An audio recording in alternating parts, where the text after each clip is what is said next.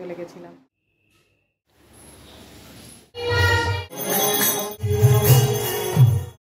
Good morning বন্ধুরা, HD লাইফের আরও একটা নতুন ব্লগে তোমাদের সবাইকে অনেক অনেক স্বাগত আর অনেক অনেক ভালোবাসা। কেমন আছো তোমরা সবাই? আশা করি ভালো আছো, আমিও ভালো আছি। তো দেখো সকাল সকাল আজকে চলে এসেছি অনেক দিন পর ফুল বাগানে। আর বাগানে দেখো সব পরিষ্কার। ফুল গাছ তো ছিলই, লেবু গাছ ছিল, আরও অনেক রকম গাছ ছিল, সব গাছগুলোই কেটে দেওয়া হয়েছে। শুধু সাদা ফুল গাছগুলো আর কাঞ্চন ফুল গাছটা রয়েছে, আর কয়েকটা জবা ফুল গাছ। জবা ফুল গাছগুলো আপাতত কেটে কুটে ছোটো করে দেওয়া হয়েছিল বলে এখন খুব একটা ফুল ফুটছে না। তবে সময়ের সঙ্গে সঙ্গে গাছগুলো আবার যখন ঠিকঠাক হবে তখন আবার ফুল ফুটবে। কিন্তু সাদা ফুল গাছগুলোতে দেখো, এই গরমের সময় তো সাদা ফুল গাছে প্রচণ্ড পরিমাণে ফুল ফোটে, সাদা ফুলের অভাব নেই। তো যাই হোক, এখনও গাছে অনেক ফুল রয়েছে। তো ফুলগুলো তুলে নিই। আজ আবার যেতে হবে এখান থেকে সোজা বাজারের দিকে, কেননা আজ তো বৃহস্পতিবার, পানকলাটাও আনতে হবে বাজার থেকে। তো ফুলগুলো তুলে নিয়ে বাজারের দিকেই যাব। তো বন্ধুরা চলে এলাম বাজার থেকে বলতে গেছিলাম তো প্রথমে ফুল তুলতে, তারপরে আজকে বৃহস্পতিবার বাজারে যেতেই হবে পানকলা আনতে। তো ফুল তুলে পানকলা আনতে চলে গেছিলাম। তো ওগুলো নিয়ে বাজার দিকেই ঢুকেছিলাম, একটু উচ্ছে নিলাম, একটু কাঁচা লঙ্কা নিলাম, নিয়ে তারপরে বাড়ি আসলাম। এইবার ঘরগুলো মুছে নিয়ে স্নান করে তারপর ঠাকুর ঘরে যাব। তো বন্ধুরা দেখো, সকালবেলাকার আশিবাসি সব কাজ সেরে চলে এসেছিলাম ঠাকুর ঘরে এসে আগে আমি পুজোটা দিয়ে নিয়েছি। তো দেখো, আজকে সিংহাসনে লক্ষ্মী ঠাকুরকে বসিয়েছি, কেননা লক্ষ্মী ঠাকুর বৃহস্পতিবারের আগে তো ঘট নাড়ানো যাবে না। সেই কারণে ওই পাশে একটা জলচৌকির উপরে মা লক্ষ্মী ছিল, সেটা আজকে সিংহাসনে নিলাম। সেই জন্য আজকে পুজো দিতে আমার অনেকটা সময় লেগে গেল। বেশ অনেকটাই বেলা হয়েছে, এখন গিয়ে রান্না বসাবো। তো দেখো কতটা সুন্দর লাগছে এখন পাশাপাশি দুটো সিংহাসন। তো ওদিকে তো হয়ে গেছে সব কিছু, পুজো আচরা সব হয়ে গেছে। তারপর দেখো চলে এসেছি রান্নাঘরে। আর আজকে সেরকম কিছু রান্না করব না। এখানে দেখো উচ্ছে চচ্চড়ি বসিয়েছি, আর এই যে ডিম আলু সেদ্ধ করে ছাড়িয়ে রেখে দিয়েছি। আজকের রান্না বলতে শুধু ডিমের ঝোল আর উচ্ছে আলু দিয়ে আর সজনে ডাঁটা দিয়ে চচ্চড়ি। আর সব দেখো কালকের রয়েছে, মাশরুম রয়েছে, এই দেখো এখানে পোস্ত রয়েছে, ডাল রয়েছে। সব কিছু দিয়ে অন্তত দুপুরবেলাটা আজকে হয়ে যাবে, তারপরে আবার রাতেরটা রাতে হবে। তো বন্ধুরা দেখো চলে এলাম একেবারে সন্ধেবেলায় বাড়িতে সন্ধে দিয়ে গোপাল সেবা দিয়ে গোপালকে শয়ন দিয়ে চলে এসেছি আকড়া বাড়িতে। আর এখানে কিন্তু রথের যে কটা দিন সেই কটা দিন একটানা অনুষ্ঠান চলতে থাকে, আর সেটাই হচ্ছে এখানে। আর কত সুন্দর গান হচ্ছে দেখো, সেই জন্য তোমাদের সঙ্গেও এটা শেয়ার করলাম। আর আমার তো খুবই ভালো লাগছে। প্রত্যেক বছর ভাবি আসবো, কিন্তু আসা হয় না। এবারেও অনেক ব্যস্ততা ছিল, তবুও সব ব্যস্ততা দূরে ঠেলে রেখে চলে এসেছি। আর এসে বুঝতে পারছি যে এসে কতটা ভালো করলাম, কেননা এরকম একটা পরিবেশে থাকলে এমনিই মন ভালো হয়ে যায়। আর সেরকমই আজ সকাল থেকে আমারও মনটা খুব একটা ভালো ছিল না, সেই কারণেই এখানে চলে এলাম। আর এসে কিন্তু সত্যিই মনটা ভালো হয়ে গেল। তো রাতে রান্নাবান্না তো কিছু করে রেখে আসিনি, বাড়িতে গিয়ে করতে হবে।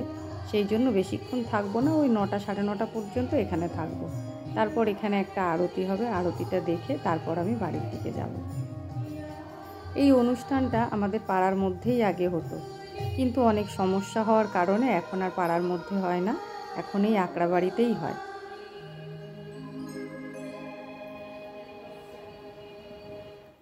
তো বন্ধুরা দেখো ওদিকে তো হয়ে গেছে, কিছুক্ষণ গান কীর্তন সব হলো, তারপরে এখানে এখন আরতির প্রস্তুতি চলছে।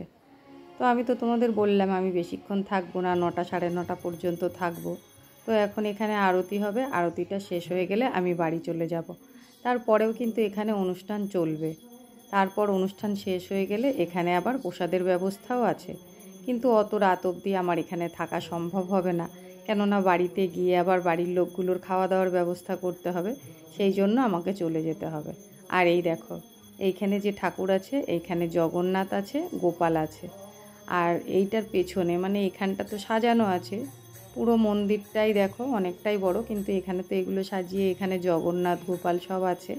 আর ঠিক পেছন দিকটাতে ওখানে কিন্তু বড় বড় রাধা গোবিন্দর মূর্তি আছে। তো প্রথমে এখানে আরতি চলছে, তারপর আস্তে আস্তে আবার ওদিকেও আরতি চলছে। তো বন্ধুরা চলো আরতিটা ভালো করে দেখে নিই। আর এখানে কিন্তু আরতি হতে হতে তোমরা শুনতেই পাচ্ছ নিশ্চয়ই কীর্তন চলছে, আর সবাই কিন্তু অনেক আনন্দ করছে। তো আগে যেহেতু কোনো দিন আমি আসিনি তাই জানতাম না, কিন্তু এবার এসে সত্যিই আমার খুব ভালো লাগছে। তো চলো তোমাদের নাচটাও দেখাবো, কিছুক্ষণ আরতিটা দেখে নাও।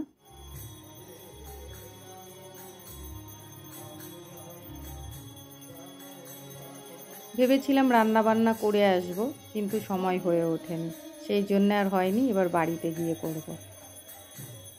তো বন্ধুরা দেখো এখানে সবাই নাচ করছে, কত আনন্দ করছে।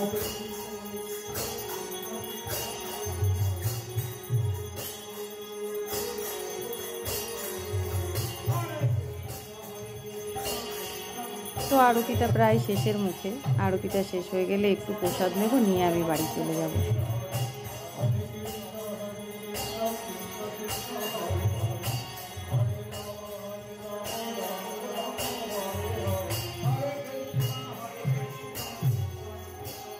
সত্যি পরিবেশটা এতটা সুন্দর হয়ে উঠেছে, কি বলবো তোমাদের।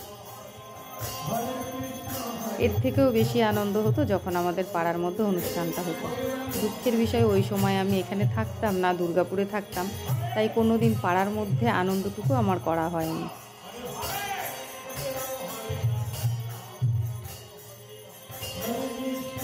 চলো বন্ধুরা, আরতিটা তো চলছে, তোমাদের বললাম প্রায় শেষের মুখে, একেবারে বাড়ি গিয়ে তোমাদের সঙ্গে কথা বলছি।